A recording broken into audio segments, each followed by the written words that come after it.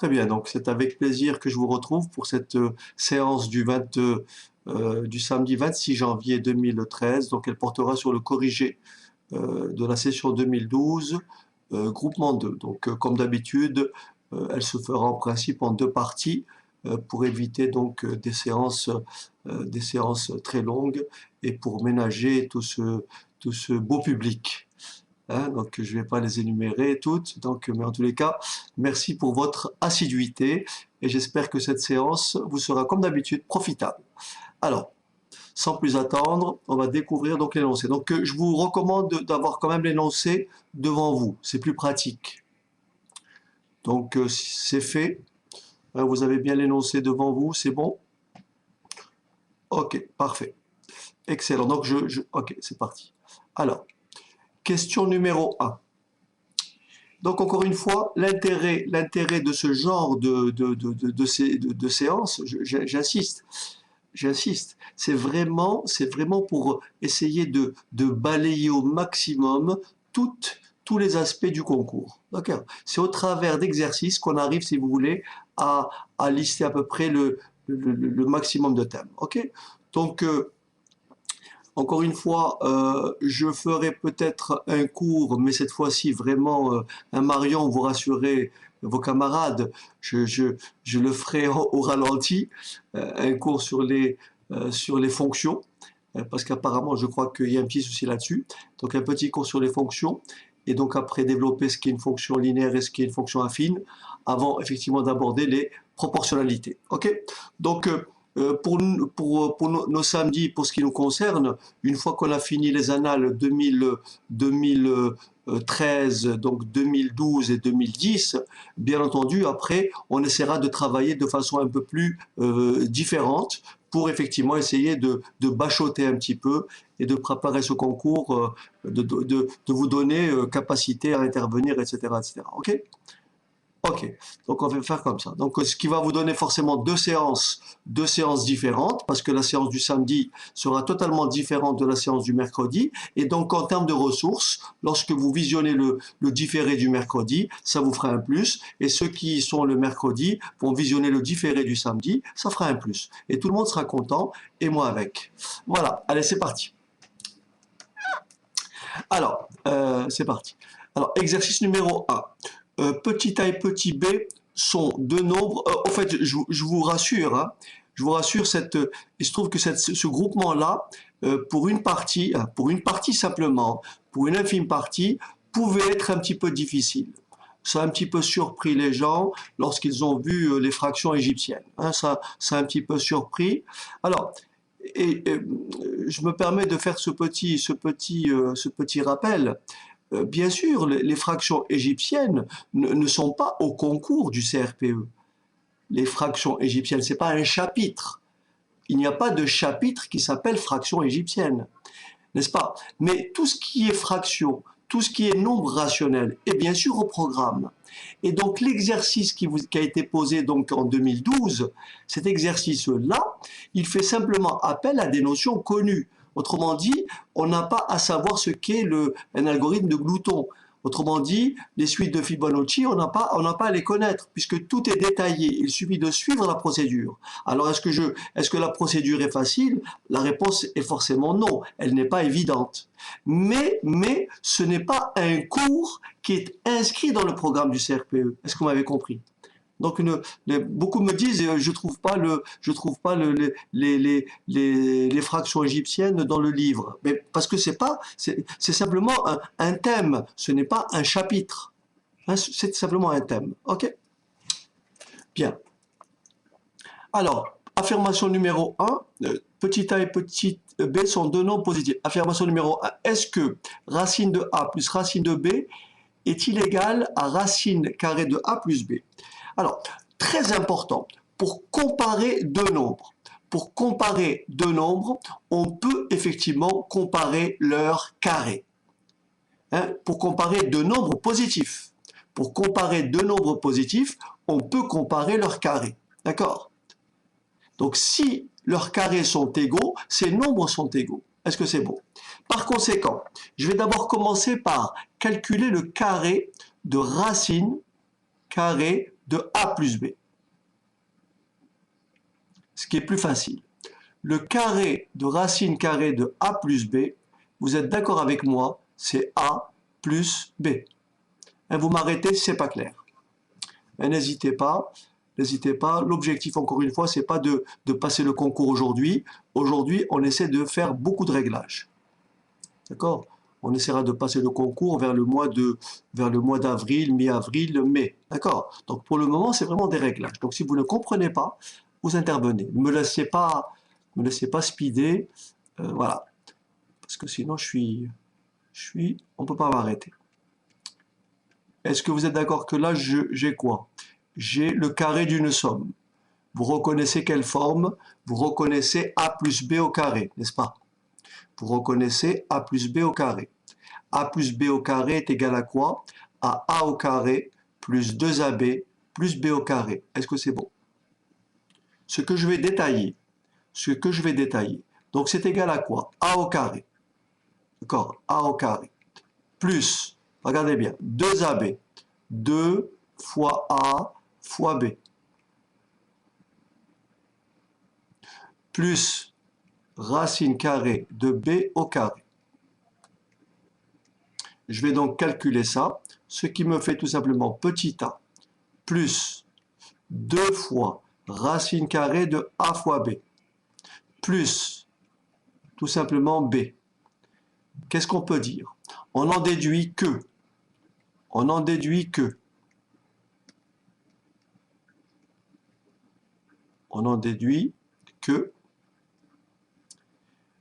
A racine carrée de A plus B est différent de racine carrée de A plus racine carrée de B, car A plus B est différent de A plus 2 racine carrée de AB plus B. Oui, Aurélie. Oui, Aurélie.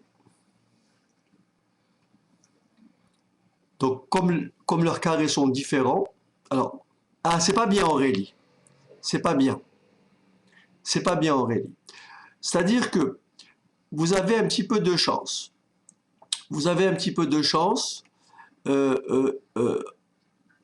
peut vous l'accorder, mais ce n'est pas très élégant. D'accord, n'est-ce pas, Nathalie? Ce n'est pas très élégant. Vous pouvez effectivement prendre un contre-exemple. C'est ce que vous avez pris, Aurélie, n'est-ce pas? Vous avez pris un contre-exemple. Et vous avez testé ce contre-exemple en vérifiant que ça ne marche pas. Vous avez pris par exemple 9 et 4. Très bien. On peut aussi prendre 9 et 7. D'accord? On peut prendre 9 et 7, bien entendu. Mais on s'attendait plutôt dans ce type de réponse, franchement, on s'attend à ce genre de réponse. Maintenant, après, c'est l'indulgence. C'est l'indulgence du correcteur. Mais effectivement, d'un point de vue logique, votre affirmation sera exacte, puisque il suffit que ça ne marche pas pour deux nombres pour que l'affirmation soit fausse. Est-ce que vous m'avez compris? Voilà. Donc c'est vraiment laissé à la subjectivité du correcteur. Voilà. Donc personnellement, j'aurais plutôt attendu une réponse comme celle que je viens de vous indiquer. D'accord? Puisque là, on peut faire le calcul. Ayez recours à un contre-exemple lorsqu'il n'y a pas de possibilité de vérification. Vous m'avez compris? Lorsqu'il n'y a pas de possibilité de vérification, ayez recours au contre-exemple. C'est ce qu'on a déjà rencontré ça une ou deux fois. Mais là, on peut totalement comparer ces deux nombres, puisqu'on peut calculer le carré du premier et on peut calculer le carré du second. Et on voit bien que le carré du premier est différent du carré du second. Est-ce que c'est bon? Voilà. Très bien. Alors maintenant, affirmation numéro 2. Affirmation numéro 2. Soit petit a un nombre, attention, strictement supérieur à 1. Hein, soit petit a un nombre strictement supérieur à 1. Affirmation, donc forcément, l'affirmation 1 est fausse, n'est-ce pas? J'ai oublié de conclure. Hein. Par conséquent, l'affirmation 1 est fausse. Ok, j'ai oublié de conclure. Alors, Question numéro 2. Soit petit a un nombre, strictement supérieur à 1. Alors, si les longueurs des côtés d'un triangle,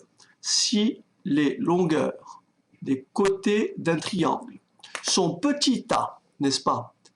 1 demi de a carré moins 1 et 1 demi de a carré plus 1, alors ce triangle est rectangle. Pour démontrer qu'un triangle est rectangle, on peut s'appuyer sur la réciproque du théorème de Pythagore. Est-ce que vous êtes d'accord? Pour démontrer qu'un triangle est rectangle, on peut s'appuyer sur la réciproque du théorème de Pythagore.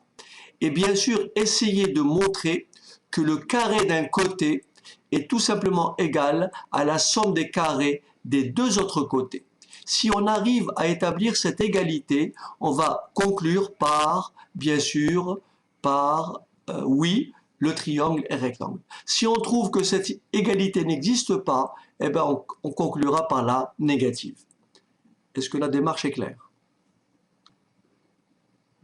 Bon, ici, à vrai dire, il y a une petite difficulté, mais franchement, on ne s'attend pas à ce que vous fassiez cette remarque. Il est clair que parmi les points, parmi les côtés, parmi les mesures ou parmi les longueurs données, parmi cette longueur-là, celle-ci et celle-ci, a priori, quelle serait des trois la longueur de l'hypoténuse? En toute logique, la question va se poser, la comparaison va se poser entre petit a et cette quantité-là. Je vous passe la preuve qui nous permet de vérifier quel est celui de petit a et de 1 demi de a carré plus 1, quel est le plus grand. Donc nous, ce qu'on va faire simplement, on va calculer le carré de chaque côté. Autrement dit, le premier côté, son carré, est tout simplement égal. Le premier côté a pour carré a carré. Est-ce que c'est bon? Le deuxième côté a pour carré. Alors on y va, on ne se trompe pas. 1 demi a carré. Encore une fois, vous voyez tout l'intérêt du développement, vous voyez tout l'intérêt des calculs algébriques que l'on a abordés en début d'année. Donc n'hésitez pas à consulter ou à lire les premières vidéos sur les techniques de base. Comme vous le voyez, on a souvent recours à du calcul algébrique. Donc là, je vais calculer le carré. N'est-ce pas? Alors, bien sûr, lorsque vous avez un produit au carré, c'est le premier facteur au carré, c'est-à-dire 1 quart,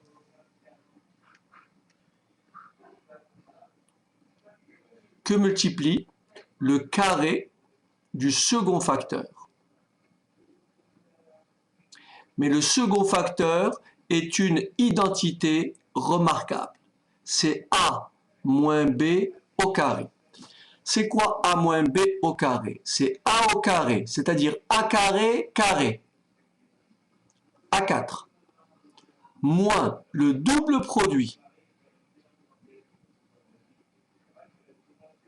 plus b au carré, c'est-à-dire 1 au carré. Est-ce que tout le monde a compris ça? Ce qui me donne en développant 1 quart de A4 moins 1 demi de A2 plus 1 quart.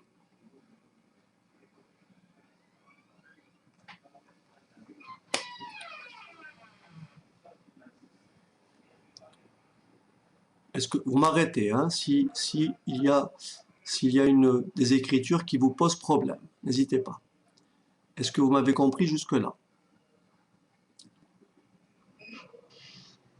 Au fait, juste au passage, est-ce que vous êtes en phase de progrès ou pas? Est-ce que vous sentez les progrès s'installer? Est-ce que vous êtes de plus en plus à l'aise? Ok, très bien, c'est très important. C'est très important maintenant à ce stade de commencer à sentir une différence, n'est-ce pas? dans l'approche, dans la lecture des sujets que vous faites, dans votre démarche, c'est très très important de commencer à trouver ces marques. Ok. Il faut encore insister, vous allez voir, ça ira de mieux en mieux.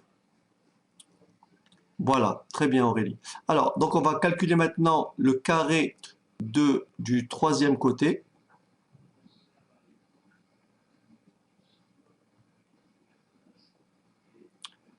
Très bien Sophie.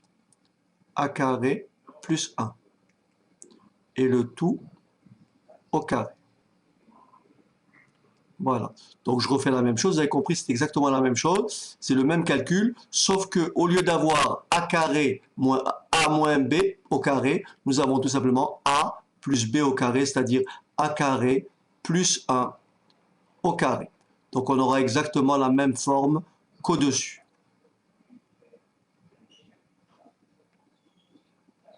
A4, donc, plus 2A2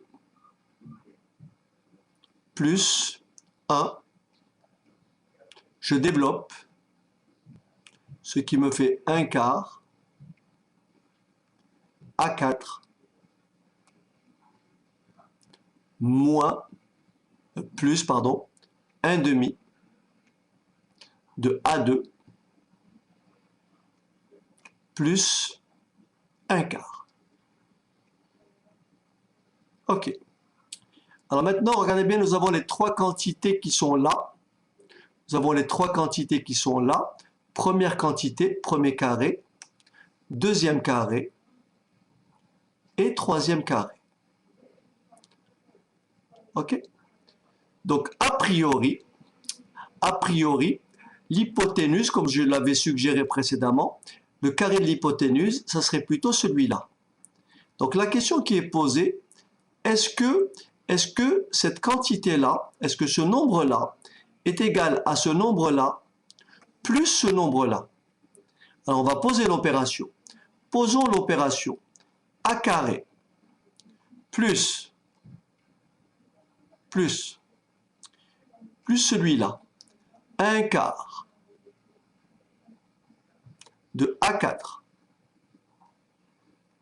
moins 1 demi de A2 plus 1 quart. Je simplifie, ça me fait 1 quart de A4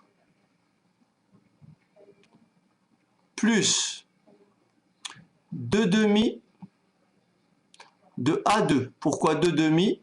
Parce que A2, c'est 1 A2. Donc ça fait 2 sur 2 A2. Moins 1 demi de A2. Plus 1 quart. Et c'est quoi 2 demi de A2 moins 1 demi de A2? Sinon 1 demi de A2. Donc résultat, ça fait 1 quart A4 plus 1 demi de A2 plus 1 quart. Est-ce que tout le monde voit que cette quantité-là correspond bien à au troisième carré? Donc nous avons bien un triangle rectangle, car le carré d'un côté est égal à la somme des carrés des deux autres côtés. Est-ce que c'est bon? Donc l'affirmation 2 est vraie.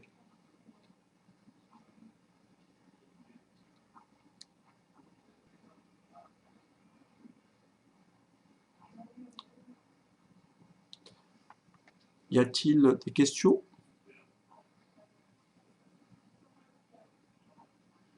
N'hésitez pas, hein, si j'ai été trop vite, n'hésitez pas, c'est très important. Oui, Aurélie?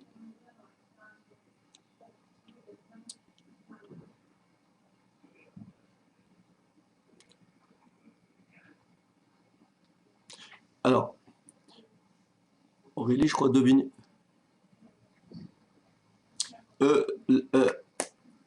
Aurélie, c'est un peu, ça dépasse un peu le cadre, mais je peux répondre rapidement sans trop m'attarder, n'est-ce pas? Sans trop m'attarder. Non, ce que j'ai fait Aurélie, regardez bien.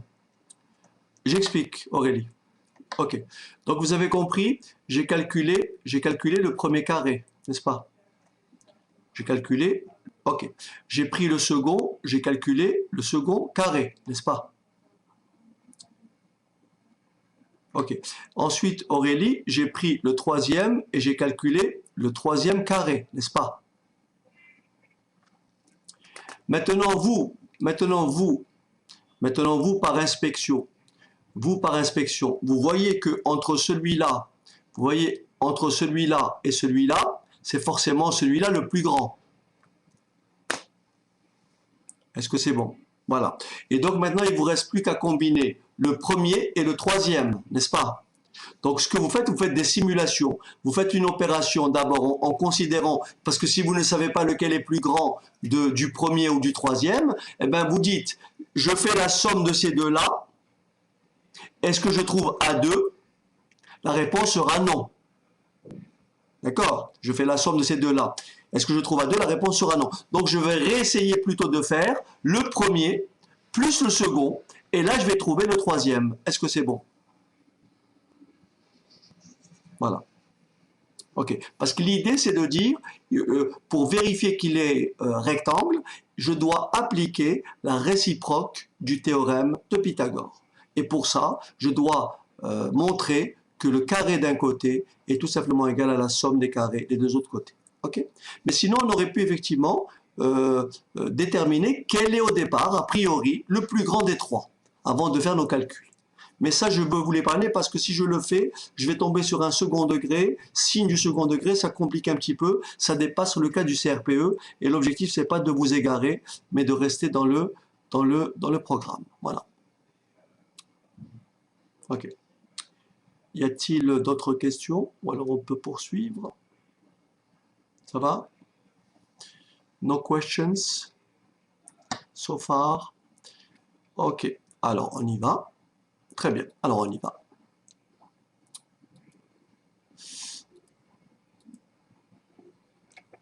On considère l'expérience aléatoire, qui consiste à lancer 2 fois de suite une pièce de monnaie parfaitement équilibrée. Je vous rappelle ce que c'est une pièce de monnaie parfaitement équilibrée, n'est-ce pas? C'est une pièce de monnaie où nous avons une équiprobabilité. Autrement dit, j'aurai autant de chances d'avoir pile que d'avoir face. Autrement dit, la probabilité d'avoir face sera égale à la probabilité d'avoir pile. Et bien sûr, comme la somme des probabilités est égale à 1, et comme les probabilités sont égales, ça fait 1 demi, 1 demi. Est-ce que c'est bon? Donc la probabilité d'avoir face est tout simplement égale à la probabilité d'avoir pile. Alors, affirmation. La probabilité d'obtenir pile à l'un des deux lancers et face à l'autre est un tiers. Je vous propose deux solutions différentes, n'est-ce pas? Je vous propose 2 solutions différentes. Première solution, c'est dire, d'abord, très rapidement, je fais un tout petit arbre. Hein, on en a déjà parlé. Je fais un petit arbre dans lequel j'ai face pile. Si j'ai face pile, je peux avoir encore face pile au deuxième. Et je peux encore ici avoir face pile au troisième. Donc là j'ai probabilité, donc là j'ai face, là j'ai pile, là j'ai face, là j'ai pile, là j'ai face, et là j'ai pile. Résultat ici, j'obtiens face, puis face. Résultat ici, j'obtiens face, puis pile. Résultat ici, j'obtiens pile, puis face. Et enfin, j'obtiens pile, puis pile. Est-ce que tout le monde a compris? L'arbre. Ça, on l'a déjà évoqué, mais c'est très important bien sûr de consolider tout ça. Alors, je vous propose 2 solutions différentes. À mon sens, la première qui me paraît plus facile. D'accord? À mon sens, la première qui me paraît plus facile. Ici, j'ai ce qu'on appelle un arbre pondéré. Autrement dit, sur chaque branche, je vais porter une probabilité. Vous avez compris que là, j'aurai une probabilité de 1,5. Et là, j'aurai une probabilité de 1,5. Là, j'aurai une probabilité de 1,5. Et là, 1,5. Puisque nous avons une équiprobabilité. Pourquoi la probabilité ne change pas? Puisque c'est la même pièce de monnaie que je lance 2 fois. La pièce de monnaie n'a pas de mémoire. Autrement dit, elle réalise pile ou face avec une probabilité de 50-50, 0,5, 0,5. Mais au second lancer, c'est la même pièce de monnaie, c'est toujours 0,5, 0,5. Est-ce que là, vous l'avez compris? Autrement dit, les deux événements que j'ai indiqués ici, les deux événements successifs, sont des événements qu'on a qualifiés de comment? D'indépendants. Donc les événements que l'on a au tableau sont des événements indépendants. Donc on me dit, quelle est la probabilité d'obtenir pile à l'un des deux lancers? Qu'est-ce que ça veut dire obtenir pile? Ça veut dire quoi? On me demande la probabilité d'obtenir quoi? Un pile, n'est-ce pas, est forcément un face. Est-ce que vous êtes d'accord? Hein? Obtenir un pile et un face. Regardez bien comment je peux avoir un pile. Je peux avoir un pile au second lancer. Je peux avoir un pile au premier lancé. Autrement dit, la probabilité d'avoir un pile, c'est la probabilité d'avoir quoi? Face, puis pile, donc un pile au deuxième, ou bien plus la probabilité d'avoir quoi? Un pile suivi d'un face. Est-ce que vous m'avez compris jusque-là?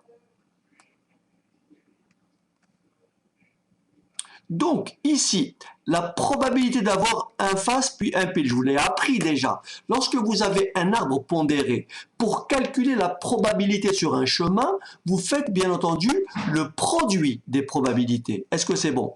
Pour arriver à ce point-là, qu'est-ce que j'ai parcouru comme chemin? J'ai fait F et P. Donc, ça fait combien?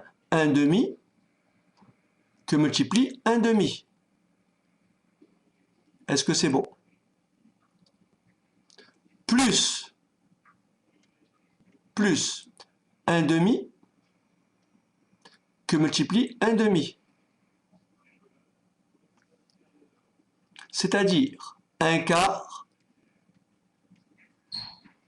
plus 1/4. C'est-à-dire 2/4 soit 1,5.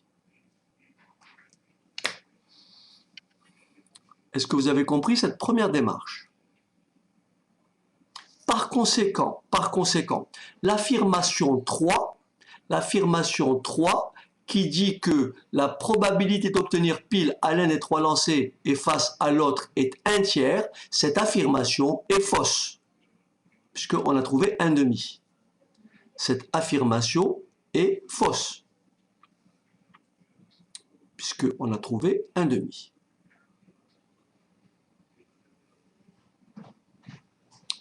Ça, c'est une première approche. Est-ce que tout le monde l'a comprise?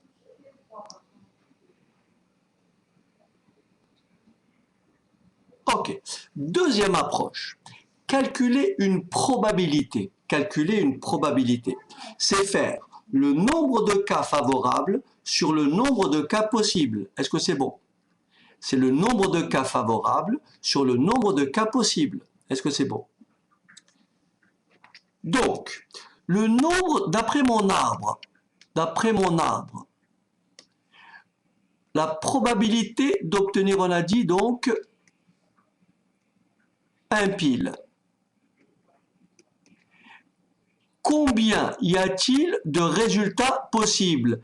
Il y a combien de choix au premier lancer? J'ai combien de choix au premier lancer? 2. Le premier lancer étant effectué, j'ai combien de choix pour le second lancer? Encore 2. Est-ce que vous me suivez ou pas? Ça me fait au total 4 résultats possibles. Et voici les 4 résultats. 1, 2, 3, 4. Est-ce que c'est bon? Il y a 4 résultats possibles. D'accord. Et combien y a-t-il de résultats favorables? Je souligne les résultats favorables. Est-ce que ce résultat-là est favorable? Oui, parce qu'il y a un seul pile. Est-ce que ce résultat est favorable? Oui, parce qu'il y a un seul pile. Par conséquent, ça fait nombre de cas favorables 2 sur le nombre de cas possibles 4, et en simplifiant, on obtient un demi qui est la même réponse que précédemment. Par conséquent, je réaffirme la réponse. L'affirmation 3 est fausse. Voilà deux écritures différentes pour effectivement arriver à la même chose. OK? Parfait. Très bien. Alors on efface. Je peux effacer, c'est bon? Je peux poursuivre? OK. Un article a le même prix dans deux magasins grand A et grand B.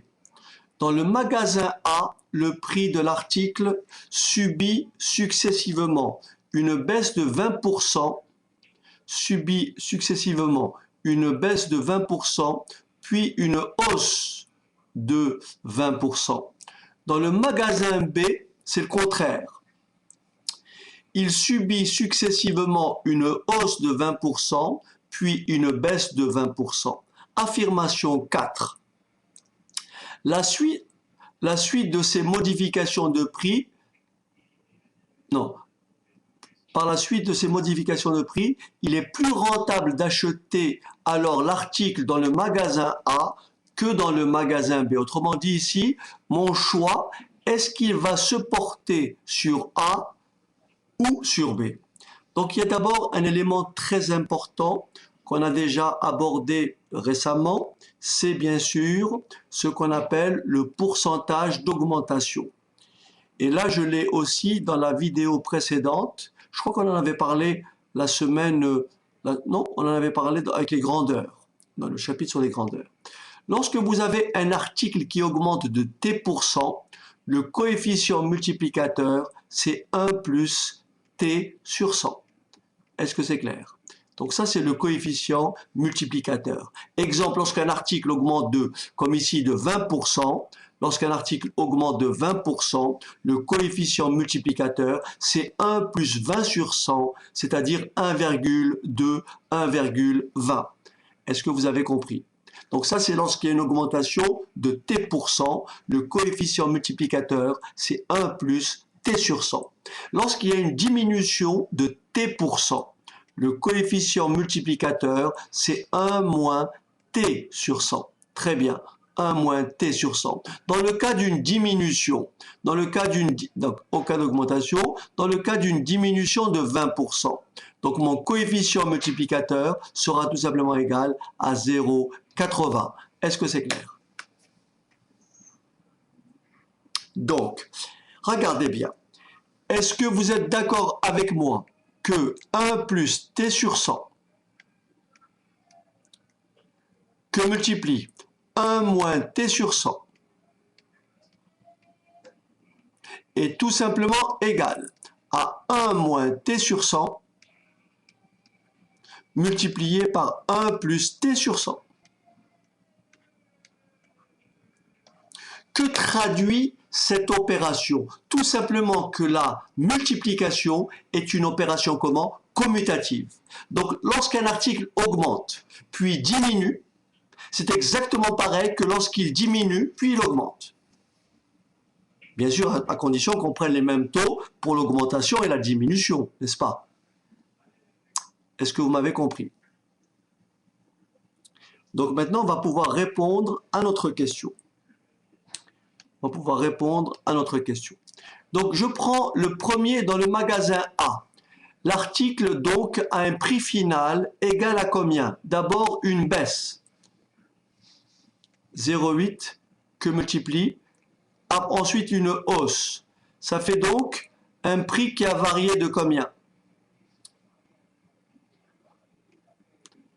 Ça veut dire que l'article a baissé de combien? L'article a baissé de 4%. Est-ce que vous comprenez?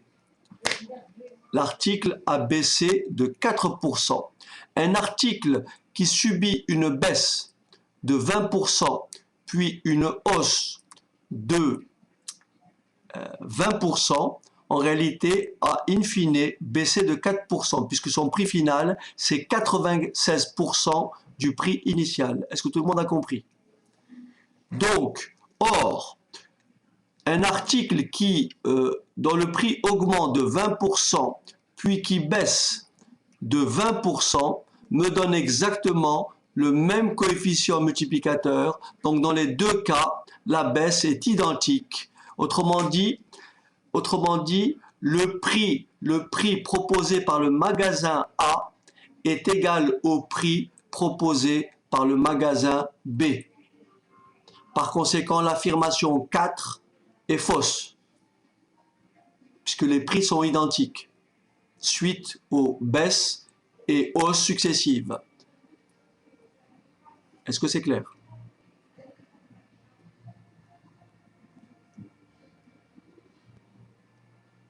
Ok.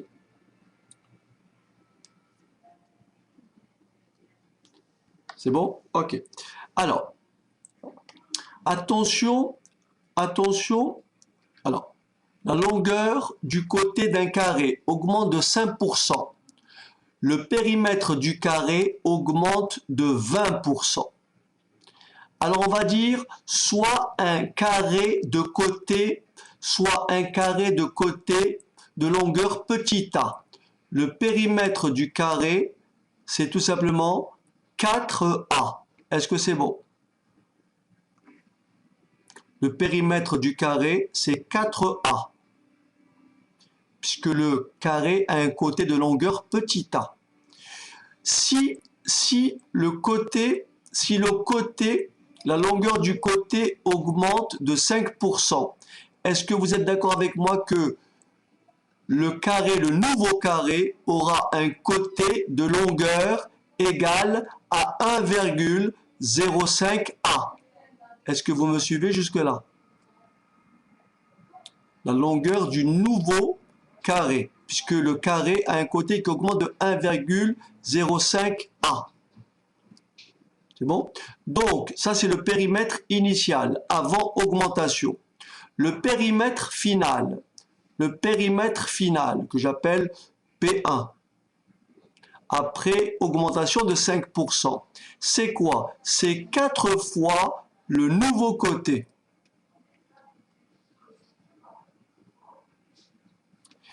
La multiplication est une opération commutative et associative. Est-ce que vous êtes d'accord que cette écriture-là peut, tout simplement, je peux écrire la chose ainsi. Puisque la multiplication est d'abord commutative, donc je permute le 4 et le A, et j'applique la loi d'associativité. Et donc là, c'est égal à tout simplement 1,05 fois P. Ça veut dire que le périmètre du carré a augmenté de combien? Tout simplement de 5%. D'accord? Le périmètre du carré a tout simplement augmenté de 5%. Par conséquent, l'affirmation 5 est fausse. L'affirmation 5 est fausse.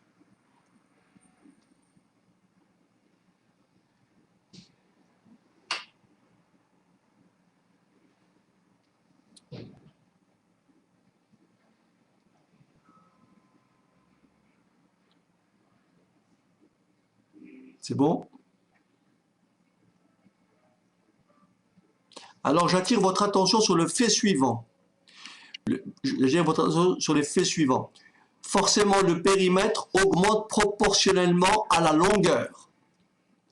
Mais attention pour les aires. Attention pour les aires et attention pour les volumes.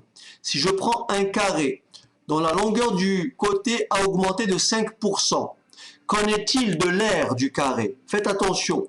L'aire d'un carré, c'est quoi? L'aire d'un carré, c'est côté que multiplie côté, c'est-à-dire A au carré. Si le côté du carré, sa longueur a augmenté de 5%, donc la nouvelle longueur, c'est 1,05. Ça, c'est mon carré initial. Mon carré final, son aire est tout simplement égal à quoi? c'est tout simplement égal à 1,05 petit a, le tout au carré.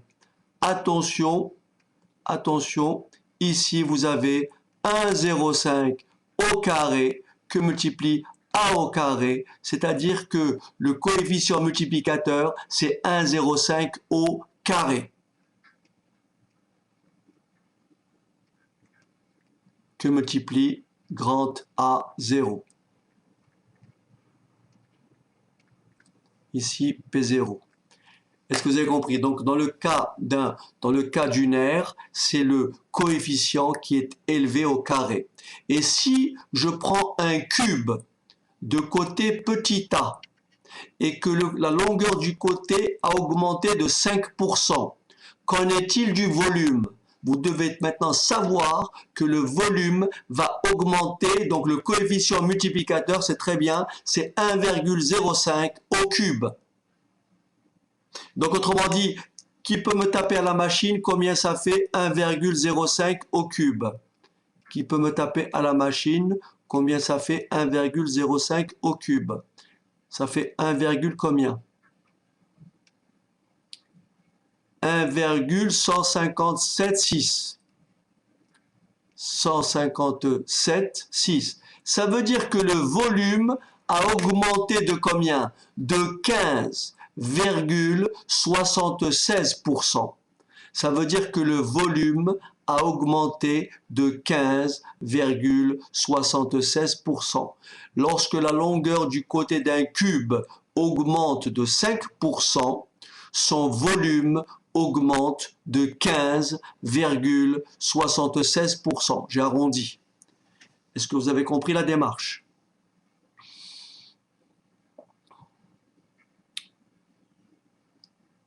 Ok. Ça, ne l'oubliez pas, c'est des questions qui reviennent très, très, très souvent. Très souvent.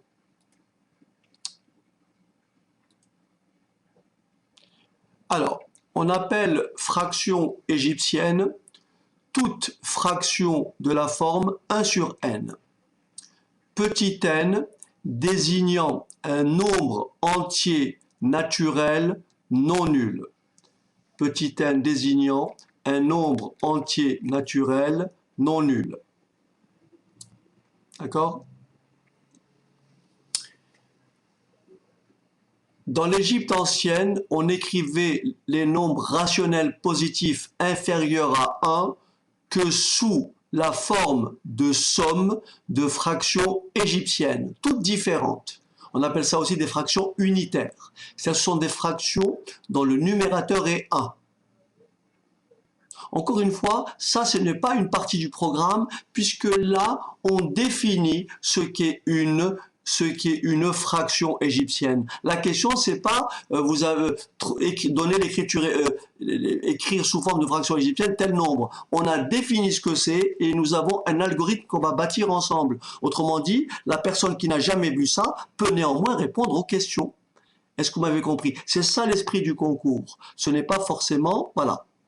Attention, les fractions égyptiennes ne font pas partie du concours du CRPE. Ok. Alors, par exemple, comment on peut écrire 25 28e? Est-ce que vous êtes d'accord que 1/2 est bien une fraction égyptienne, 1/4 est bien une fraction égyptienne et 1/7 est bien une fraction égyptienne? Eh bien, si vous faites la somme de ces trois valeurs, vous trouverez bien sûr 25 28e. Voilà comment on écrit une fraction, d'accord? Une fraction comme la somme de fractions égyptiennes. Est-ce que ça va? Alors, le but du problème est de présenter quelques méthodes de décomposition de nombres rationnels en somme de fractions égyptiennes toutes différentes. Je fais juste une remarque. Lorsque vous avez une fraction qui s'écrit comme la somme de fractions égyptiennes, d'accord, comme la somme de fractions égyptiennes, l'écriture de 25 sur 28, elle n'est pas unique. Il y a plusieurs façons d'écrire une fraction. comme la somme de fractions égyptiennes. Ça, il faut le savoir. Hein, l'écriture n'est pas unique. Il n'y a pas une écriture, il y en a plusieurs.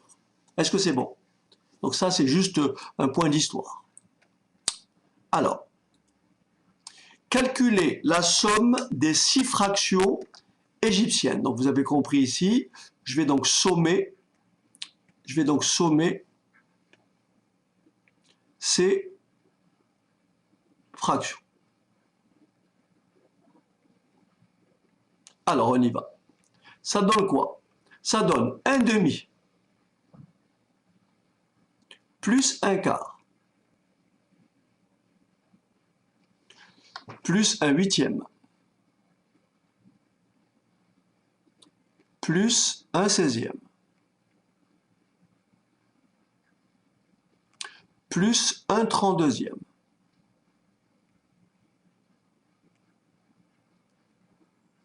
plus 1/64. Tout le monde a compris que j'ai des multiples de 2. Hein? Autrement dit, j'ai des puissances de 2. J'ai 2 puissance 1, 2 puissance 2, 2 puissance 3, 2 puissance 4, 2 puissance 5, 2 puissance 6. Par conséquent, tout le monde voit que le dénominateur commun, c'est bien 64. Le dénominateur commun, c'est bien 64. D'accord? Le dénominateur commun, c'est bien 64, que je peux écrire ainsi. Donc, je mets tout sur 64. Et je fais les ajustements nécessaires. Pour passer de 2 à 64, j'ai multiplié par 32. Donc je multiplie le numérateur par 32. Plus, pour passer de 4 à 64, j'ai multiplié par 16. Donc je multiplie le numérateur par 16. Pour passer de 8 à 64, j'ai multiplié par 8. Donc je multiplie le numérateur par 8. Pour passer de 16 à 64, j'ai multiplié par 4. Donc je multiplie le numérateur par 4. Pour passer de 32 à 64, j'ai multiplié par 2. Et pour passer de 64 à 64, j'ai multiplié par 1, ce qui me donne plus 1. Je fais la somme et j'obtiens tout simplement 63, merci Jess, sur 64. Est-ce qu'on a compris? Donc voilà déjà une question qui n'était pas très compliquée. Parce qu'il faut prendre une épreuve, il faut la prendre dans sa globalité.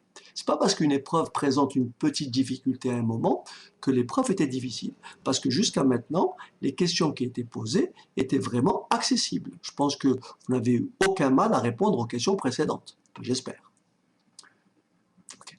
Ou du moins, vous avez compris le corriger. Bien. Parfait. Alors maintenant, je passe à la question d'après. Donc, est-ce que je peux effacer? C'est bon? On peut effacer? Parfait. Alors, on efface. Et on dit ceci. Décomposer, n'est-ce pas? Décomposer 5/8 en somme de fractions égyptiennes, toutes différentes, dont les dénominateurs sont tous des puissances de 2. Là, il faut faire preuve un petit peu de, je dirais comment on appelle ça? Il faut être inspiré, on va dire. 5/8. J'ai un 8, je veux des puissances de 2. Donc je vais m'arranger pour avoir quelque chose qui ressemble déjà à ceci.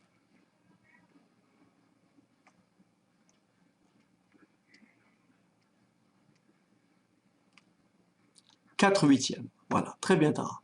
Et donc 4/8, c'est tout simplement, en simplifiant, qu'est-ce que je dis 4/8. Donc,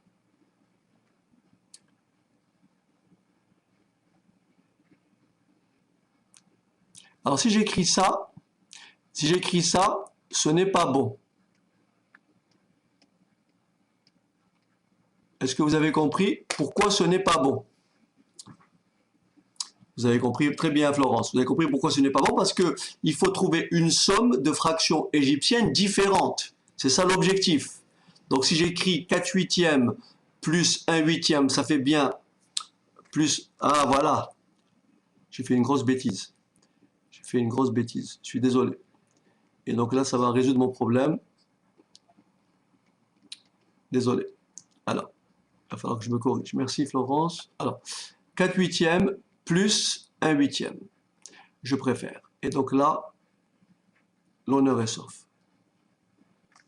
Ok, j'étais un petit peu ailleurs. Donc, est-ce que vous avez compris que 5 huitièmes est tout simplement égal à 1 demi plus 1 huitième et nous avons des puissances de 2. Ok, nous avons des puissances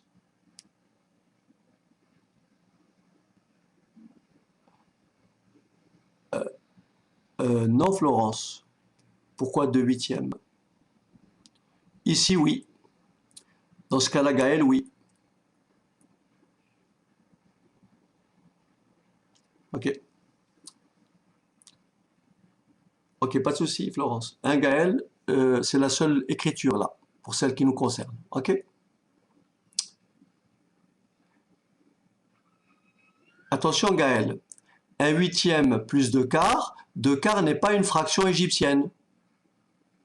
Il faut simplifier 2 quarts et ça fait 1 demi, n'est-ce pas, Gaël? 2 quarts n'est pas une fraction égyptienne. Donc après, ça vous donne 1 demi. Vous transformez le 2 quarts et ça fait 1 demi. Ok? Parfait. Alors, on continue. Alors, on vous dit après, alors je ne vais pas l'énoncer, alors je vais juste l'afficher. Je vais juste l'afficher. Alors, qu'est-ce qu'il dit l'énoncé? Il dit, partie B, donc, présentation, voilà, présentation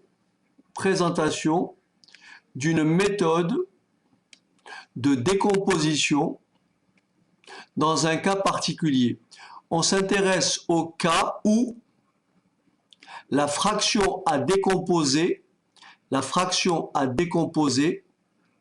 a un numérateur égal à 2 et un dénominateur égal au produit de deux nombres entiers comment impairs.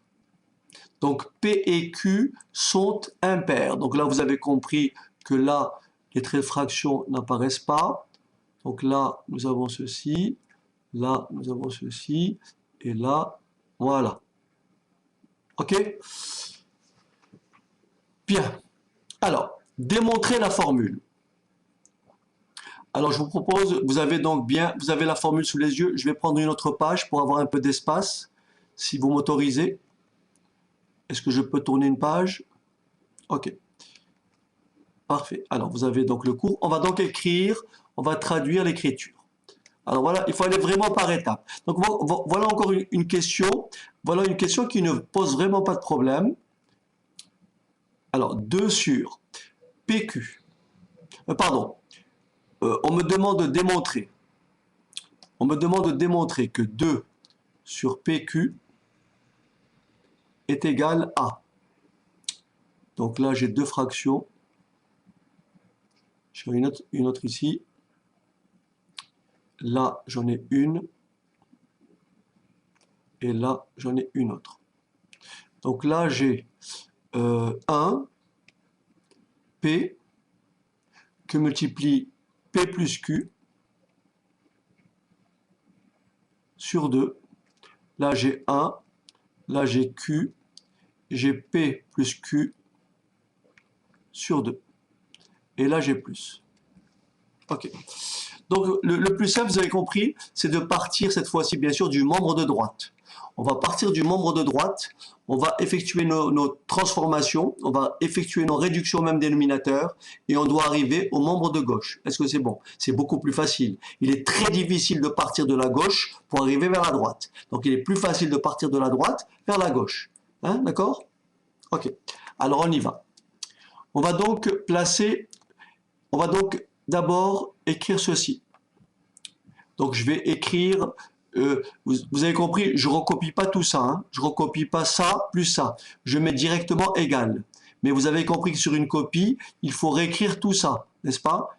Il faut écrire tout ça, hein, pour la présentation. Écrire tout ça égal. Est-ce que vous me suivez? Ok. Alors, donc ici, c'est le trait. Voilà. Ici, c'est le trait. Alors, vous êtes d'accord que pour diviser un nombre par un autre, il faut multiplier le premier par l'inverse du second. Donc, première transformation, vous m'arrêtez si vous ne comprenez pas. Première transformation, j'ai ceci. Première transformation. J'ai ici 2. Et ici, j'ai P fois P plus Q. Là, j'ai 2.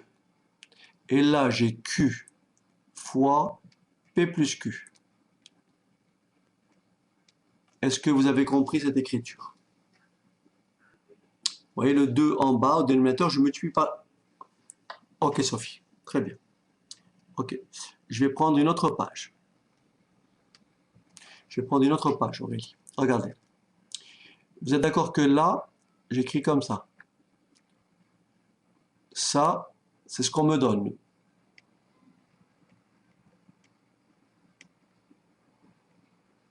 Ça, c'est ce que j'ai au départ, n'est-ce pas? J'en prends juste une pour vous montrer, après vous aurez compris l'autre, c'est la même chose. C'est bon? Est-ce que vous êtes d'accord que ça, c'est écrit comme ceci? Ça, c'est écrit comme ceci.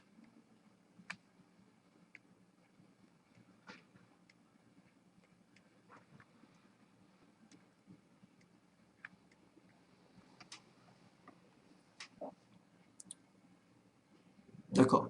Et vous êtes d'accord avec moi que 1 sur A sur B est tout simplement égal à 1 que multiplie B sur A. Pour diviser un nombre par un autre, on multiplie le haut par l'inverse du bas. Donc vous avez compris que l'inverse de ce nombre-là, c'est tout simplement 2 sur P fois P plus Q.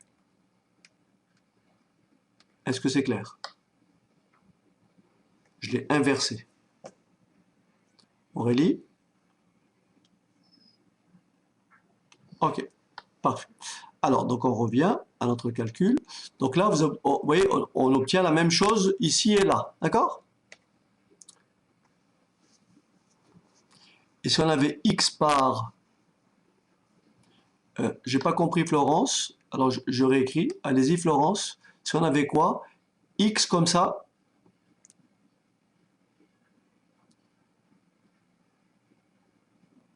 Vous voulez dire ça Florence?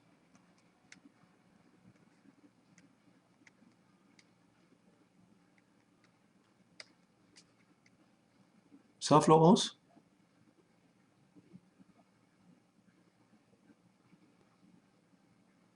Si on avait multiplié par P, ben non.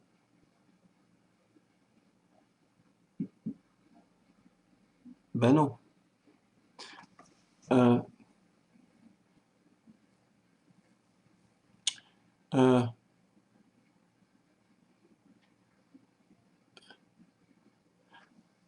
quels deux membres, Florence?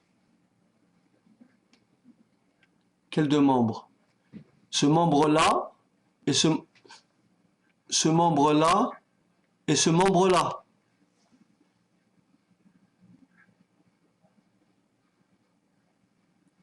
Oui, Florence, prenez la webcam hein, si vous voulez poser votre question. Vous pouvez intervenir en webcam. Ce serait plus sympa. Si vous avez une webcam avec il faut bien sûr un casque. Il faut que votre casque, il faut avoir un casque pour éviter l'effet Larsen. Si vous voulez, hein, si vous voulez intervenir avec webcam, c'est bien. Maintenant, si vous n'en avez pas, je vous explique. Du coup, Florence a quitté la salle. Du coup, elle a quitté la salle. Marion, rappelez-la. Non, Florence, non, il n'y a pas de problème. J'ai compris, j'ai compris. Euh, bon, Florence, vous voulez pas vous montrer devant vos camarades. Ok, c'est bien. Ok. C'est Aurélie qui a demandé, hein, c'est pas moi. Hein. C'est pas moi. Ah, je ne suis pas équipé. Et moi non plus, je ne suis pas équipé, mais je fais quand même avec ce que j'ai. Bon, ok. Bon, je vais répondre à Florence. Qu'est-ce que je peux dire à Florence? Alors, elle me dit en multipliant en haut et en bas euh, par. Je sais pas, je vois pas vraiment, je vois pas vraiment.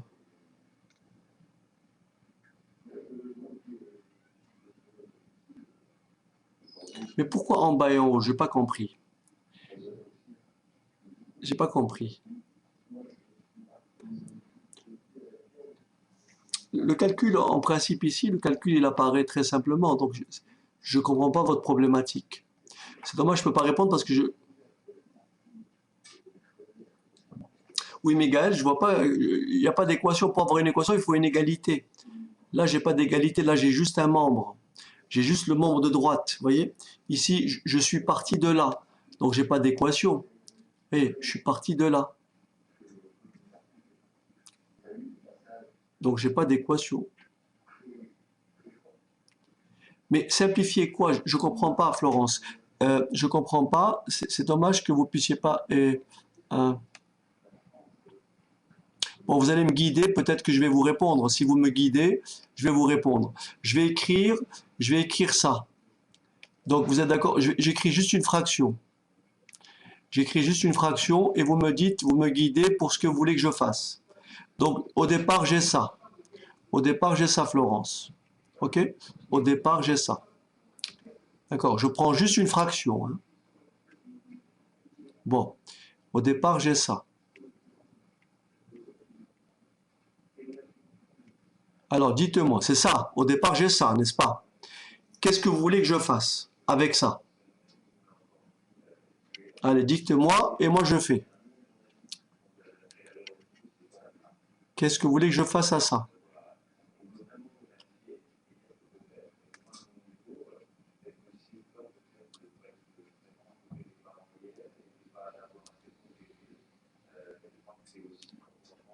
Ok. Alors, Florence, elle veut faire comme ça, n'est-ce pas? Vous voulez faire ça, Florence? P sur Q sur 2 et en haut, P plus Q sur 2. C'est ça ou pas? C'est ça que vous voulez faire?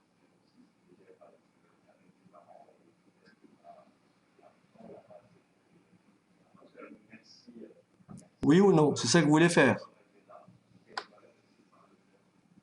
Aucun intérêt. Aucun intérêt. N'est-ce pas, Florence? Aucun intérêt.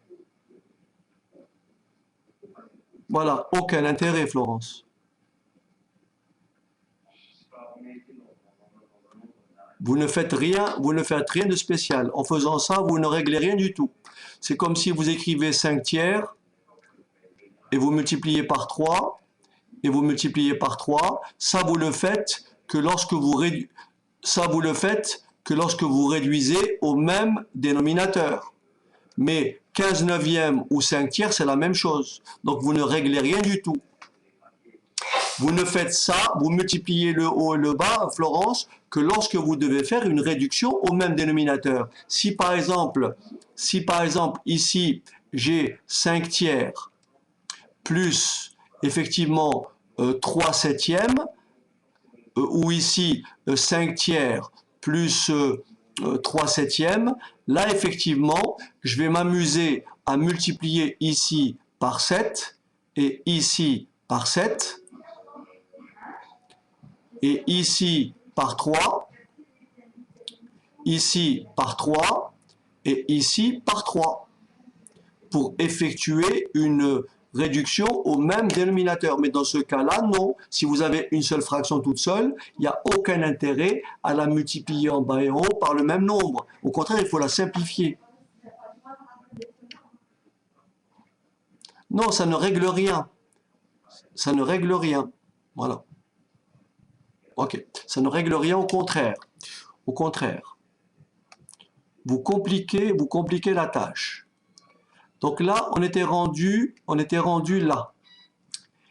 Est-ce que vous êtes d'accord que là, je vais maintenant les réduire au même dénominateur?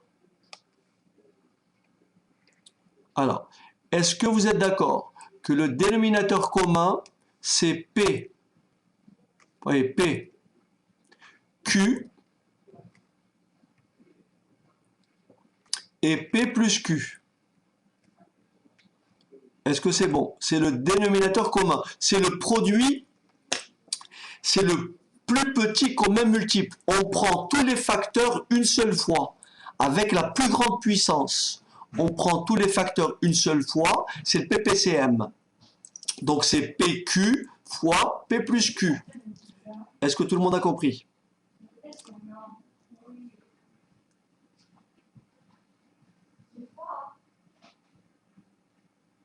Ok. Ici, par quoi ai-je multiplié cette fraction? Ici, par quoi? Pour passer de là à là. J'ai multiplié par quoi? Par Q. Donc en haut, je vais faire tout simplement 2 fois Q. Plus, par quoi ai-je multiplié cette fraction pour passer de là à là? Par P. Donc je multiplie le numérateur par P. Est-ce que tout le monde a compris?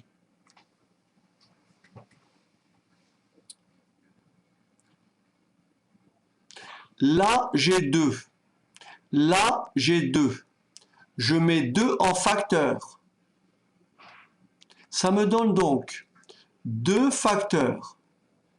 2 facteurs. 2 facteurs de P plus Q sur PQ fois P plus Q. J'ai un produit en haut, un produit en bas. Est-ce que vous êtes d'accord que je peux simplifier le numérateur et le dénominateur par P plus Q? Je peux diviser le haut par P plus Q et diviser le bas par P plus Q. Et on trouve comme résultat final 2 sur P fois Q, qui est le résultat attendu. Est-ce que c'est bon? Donc j'ai démontré que la somme proposée est bien égale à 2 sur P fois Q. Ok? Donc il faut vraiment être méthodique. Et voyez, donc là on vous juge sur votre capacité à calculer. Au travers d'une problématique, on va effectivement mesurer votre aptitude au calcul algébrique. C'est ça qu'on va rechercher, plutôt qu'à vous piéger. Voilà, c'est ça qu'on va rechercher. C'est pour ça que je vous dis les premiers cours sur tout ce qui est calcul algébrique, c'est une partie très importante. Là-dessus, il faut qu'on soit irréprochable. Additionner des fractions, élever au carré, appliquer les identités remarquables, simplifier des fractions, les réduire, etc. Tout ça, on doit le faire à l'aveugle. Ok, à l'aveugle.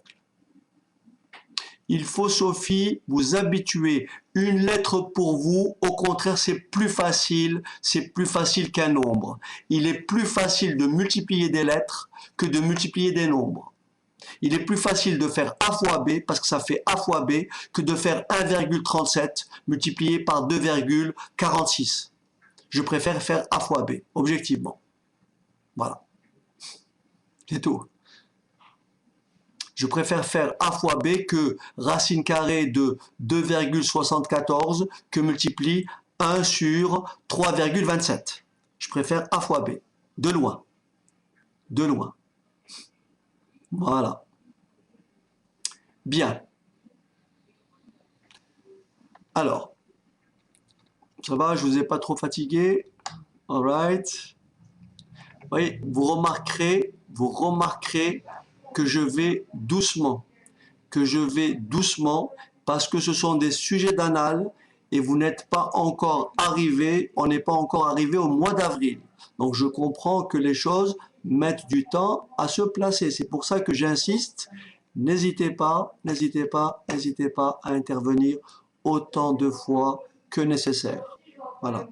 Plus vous posez vos questions maintenant, et plus effectivement vous allez pouvoir avancer plus facilement. Ok? Alors, j'ai établi ça, j'ai effacé sans demander votre avis, je suis désolé. Justifier que les dénominateurs des fractions précédentes sont des nombres entiers. Alors, est-ce que vous êtes d'accord? Est-ce que vous êtes d'accord que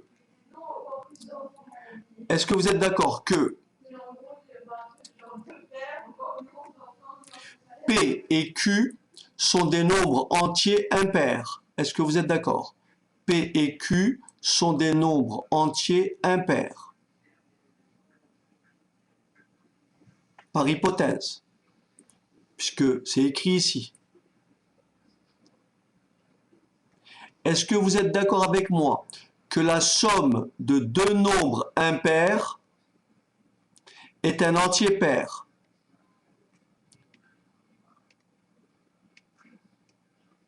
Est-ce que vous êtes d'accord que la somme de deux nombres impairs est un entier pair? Vous savez pourquoi? Vous savez pourquoi? Parce que un entier impair, c'est 2k plus 1. Vous rajoutez un entier impair, 2k' plus 1.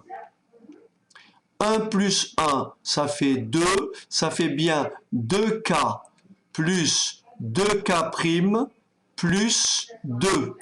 Vous mettez 2 en facteur et ça fait bien 2 facteur de k plus k' plus 1. Donc j'ai bien un nombre pair. La somme de deux entiers impairs est un entier pair. Est-ce que c'est bon?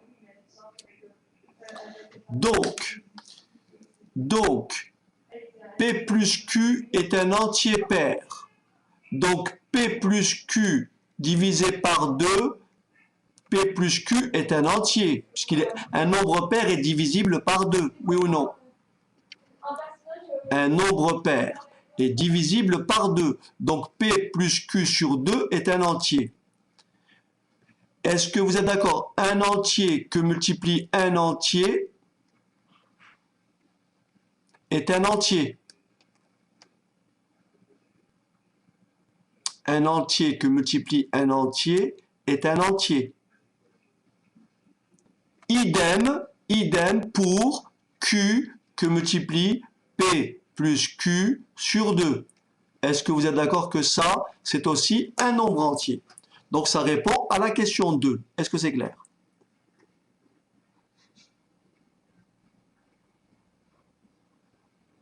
Qui n'était pas très compliqué, encore une fois.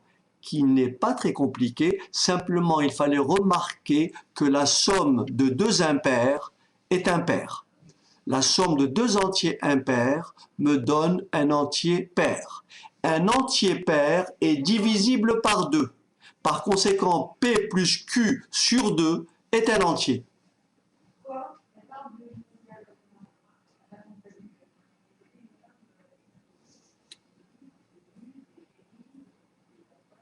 Ok. C'est bon? Pas de souci? Pas de problème?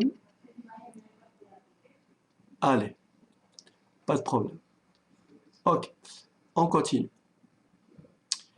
En utilisant la formule établie à la question 1, trouvez deux décompositions différentes de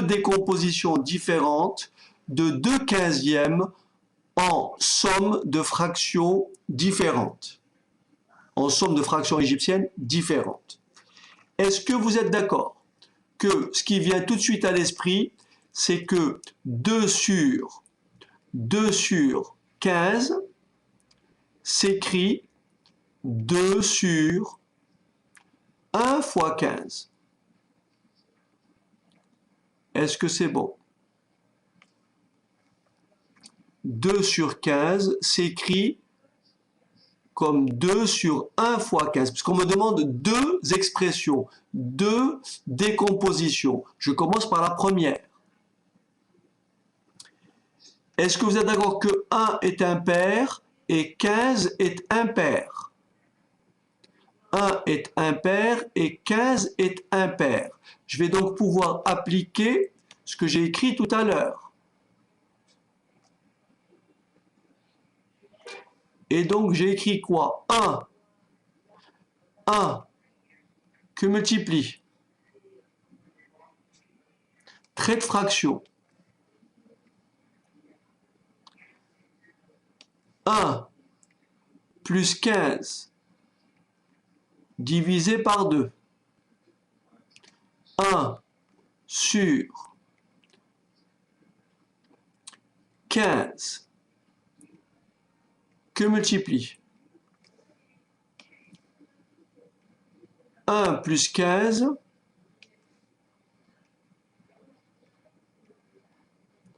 divisé par 2, c'est-à-dire égal 1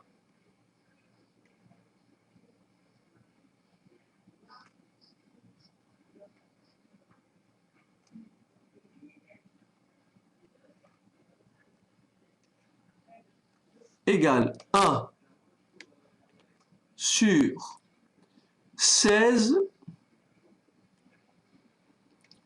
sur 2 plus, bien sûr, 1 fois 15 fois 16 sur 2. Est-ce que vous avez compris jusque-là?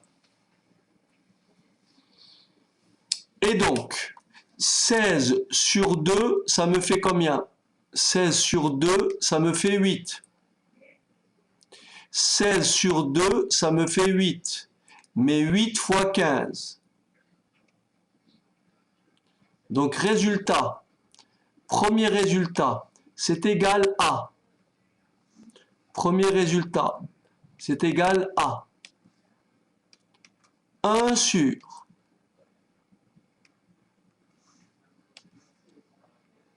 1 sur 8 plus 1 sur 120. Est-ce qu'on a compris? Donc vous voyez, si vous suivez pas à pas ce qui est demandé jusqu'à maintenant, il n'y a pas de difficulté jusqu'à maintenant. Pas de problème Gaël, tenez bon. Tenez bon Gaël, tenez bon. Ne lâchez rien. Ok, soyez courageuse. Pas compliqué les enfants, pas compliqué. Il faut jamais vous laisser dérouter par un énoncé. Il faut se donner le temps de la lecture. Il faut pas dire qu'est-ce que c'est ce truc-là, j'ai jamais vu. Il n'y a pas de problème. Vous n'avez pas à avoir vu ce qu'est une fraction égyptienne. Vous avez un mode d'emploi, vous le suivez et c'est tout. Est-ce que vous m'avez compris? C'est pour ça que j'insiste, ce n'est pas un élément de cours. Ok. Allez, je continue. Donc ça, c'est la première décomposition. Est-ce que c'est bon? La première décomposition. Je vais maintenant vous donner la deuxième. Est-ce que je peux continuer?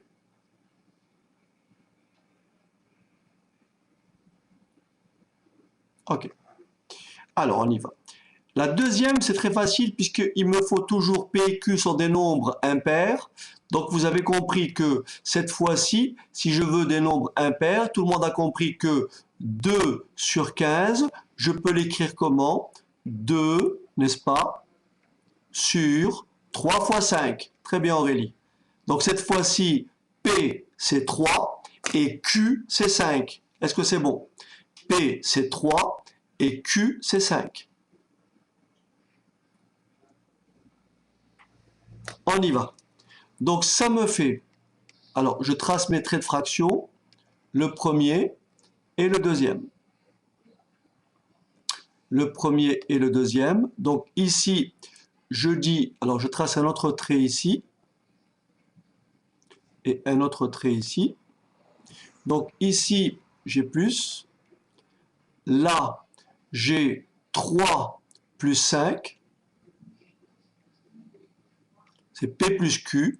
Là, j'ai pareil. 3 plus 5. P plus Q sur 2. Là, j'ai P. Et là, j'ai Q. Et bien sûr, ici, 1. Est-ce que ça va? j'appliquais la formule précédente. Ok. Donc tout le monde a compris. Oh, je vais le faire un peu de tête et vous m'arrêtez si c'est pas clair. Vous êtes d'accord avec moi que 3 plus 5, ça fait 8, n'est-ce pas? 3 plus 5, ça fait 8. 8 divisé par 2, ça fait 4. Et 4 fois 3, ça fait 12. Est-ce que vous avez compris que ça fait 1 sur 12? Ensuite, 3 plus 5, ça fait 8. 8 divisé par 2, ça fait 4. Et 4 fois 5, ça fait 20. Donc ça fait 1/20. Et voilà.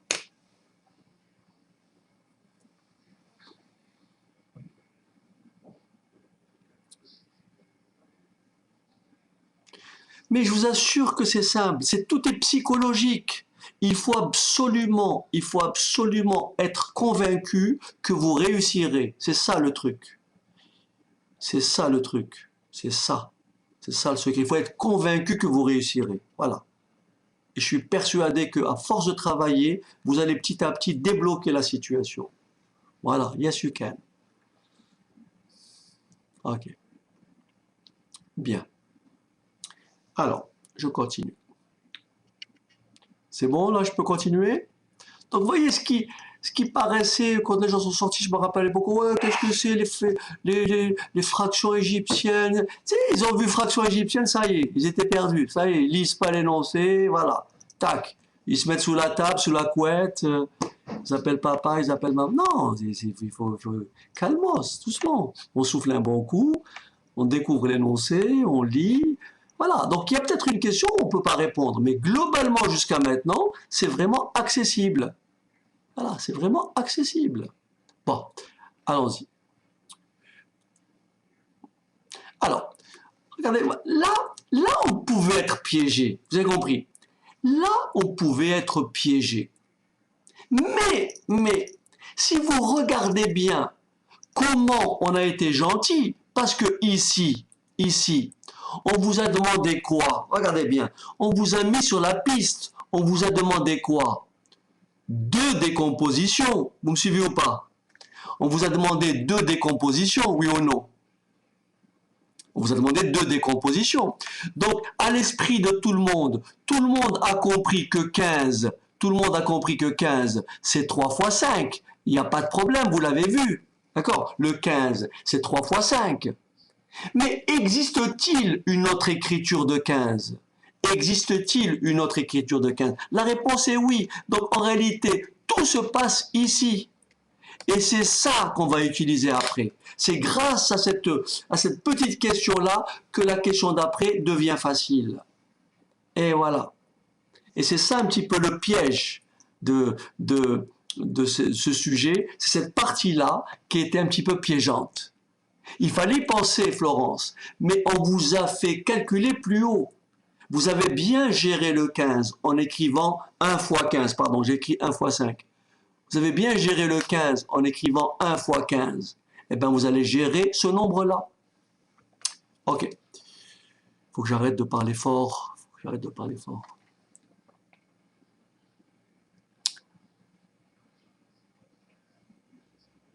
Oui, parce que Jess, vous vous êtes mis dans la peau de quelqu'un pour lequel vous dites, j'ai jamais vu ça. Vous avez compris? C'est ça le truc. C'est parce que votre démarche n'était pas bonne. Vous avez manqué d'expérience. Vous avez manqué de maturité, on va dire. Maintenant que vous avez la deuxième, ça devrait le faire. N'est-ce pas, Jess? Ok. Voilà. Ça aide, on va dire. Alors, on y va. Donc, alors, on reprend la question d'après. Alors, soit petit n, un nombre entier naturel non nul. Donnez une décomposition de la fraction 2 sur 2n plus 1 en somme de 2 fractions égyptiennes. Est-ce que vous êtes d'accord que 2 fois n plus 1, il m'est impossible de trouver un produit, n'est-ce pas, un produit qui me donne 2n plus 1. Le seul produit qui me donne 2 fois n plus 1 qui saute tout de suite aux yeux par rapport à ce qu'on a dit tout à l'heure, c'est tout simplement 1 fois 2n plus 1. Est-ce que vous m'avez compris? C'est comme tout à l'heure, 1 fois 15. Voilà. Voilà ce qu'il fallait remarquer. Et c'est ça le piège. Ça, je conçois, c'était un petit piège, mais pas insurmontable. C'était un petit piège, pas insurmontable. Mais c'était un piège quand même. Bon, allez, on y va. On va le faire. On va le faire. Alors, on y va. Donc, j'écris. Est-ce que vous êtes d'accord que 2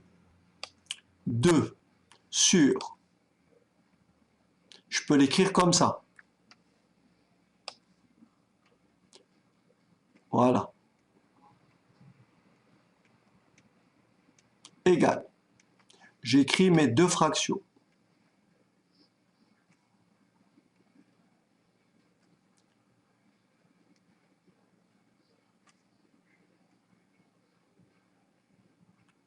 Alors, ici 1, ici plus, ici 1.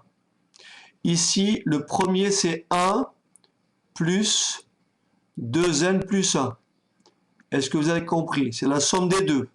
Ici, pareil, je réitère la même chose. 1 plus 2n plus 1. Ici, sur 2. Ici, sur 2. Ici, le premier, P, c'est 1. Ici, Q, c'est 2n plus 1. Voilà. Est-ce que vous êtes d'accord jusque-là?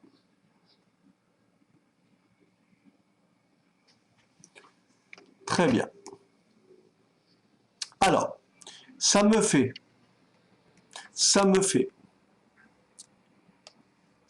donc 1. Est-ce que vous êtes d'accord avec moi que l'inverse, maintenant, je l'ai expliqué tout à l'heure. Le 2, je peux l'écrire comme ça. Est-ce que c'est bon? J'ai multiplié par l'inverse. J'ai multiplié par l'inverse. OK. Et donc là, vous avez compris, 2n plus 2, ça me fait 2n plus 2. Bien sûr, fois 1, mais je ne le mets pas, fois 1. Est-ce que c'est bon? Plus. Est-ce que vous êtes d'accord avec moi que le 2, je le gère comme tout à l'heure? Je multiplie par l'inverse. Donc là, je vais écrire mon 2. Et mon dénominateur, c'est quoi? 2n plus 1 que multiplie 2n plus 2. Est-ce que vous êtes d'accord jusque-là? Je divise mon numérateur par 2. Je divise mon dénominateur par 2. Je divise numérateur et dénominateur par 2. Ce qui me donne... Alors, j'écris.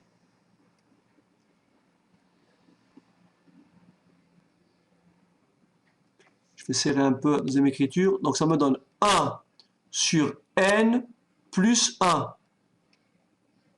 Est-ce que vous êtes d'accord? Je divise le numérateur par 2. Ça me donne 1 sur n plus 1. Vous êtes d'accord avec moi? Je divise ici en bas et en haut par 2. Ça me donne plus 1 sur 2n plus 1. J'ai divisé par 2 et ça me laisse n plus 1. Et voilà la réponse finale. Et c'est tout.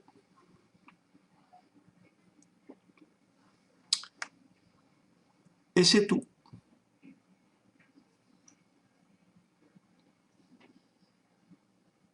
C'est bon? Ce n'est pas la peine de développer, vous laissez tel que, puisqu'on me demande de donner sous la forme la somme de deux fractions égyptiennes différentes, ce qui est le cas. Le numérateur est 1, dénominateur n plus 1. Oui, c'est n plus 1. Ben, c'est ce que j'ai écrit, Sophie. C'est n plus 1. C'est ce que j'ai écrit, Sophie. Déplacez le chat un petit peu. C'est bien ce que vous lisez. Vous lisez bien ici. Vous lisez bien 1 sur n plus 1, n'est-ce pas? Plus 1 sur... Ok, Jess, pas de problème. Courage. Tenez bon. Et bon week-end, Jessie. Alors, 2 plus 1 fois n plus 1. Voilà, voilà Sophie. D'accord? Voilà Sophie.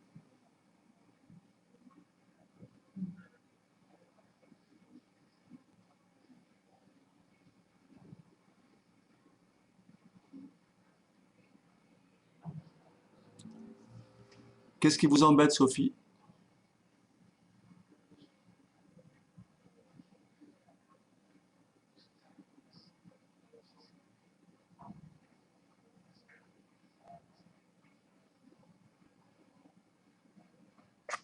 Alors, Sophie, regardez. Sophie, je prends une autre page. Regardez, Sophie. Là, j'ai 2. Là, j'ai... Ok, Sophie, regardez. C'est ce que j'ai, Sophie, n'est-ce pas? N'est-ce pas? C'est ce que j'ai au départ. Bon. Ici, je mets 2 en facteur, n'est-ce pas, Sophie? Ça me donne donc 2. Je mets 2 en facteur, regardez bien. Je mets 2 en facteur, donc je le mets devant. Ça fait n plus 1. Et donc, ici, je mets n plus 1. J'ai peut-être oublié quelque chose. Attendez, est-ce que j'ai fait une petite bêtise? Je regarde. Je regarde. Je regarde. Voilà. Ici, c'est 2n plus 1. Voilà. Merci. Merci Aurélie. Donc ici, c'est 2n plus 1. Ici, c'est 2n plus 1. Et là, n plus 1. N'est-ce pas, Sophie? J'ai mis 2 en facteur. Vous voyez, le 2 qui est là, j'ai factorisé. Et maintenant, Sophie, vous simplifiez, vous divisez en haut par 2 et en bas par 2. Donc là, ça vous laisse 1. Et donc, ça vous fait au final 1 sur 2n plus 1, n'est-ce pas? Facteur de n plus 1. Est-ce que vous avez compris? Sophie? Ok, très bien. Alors,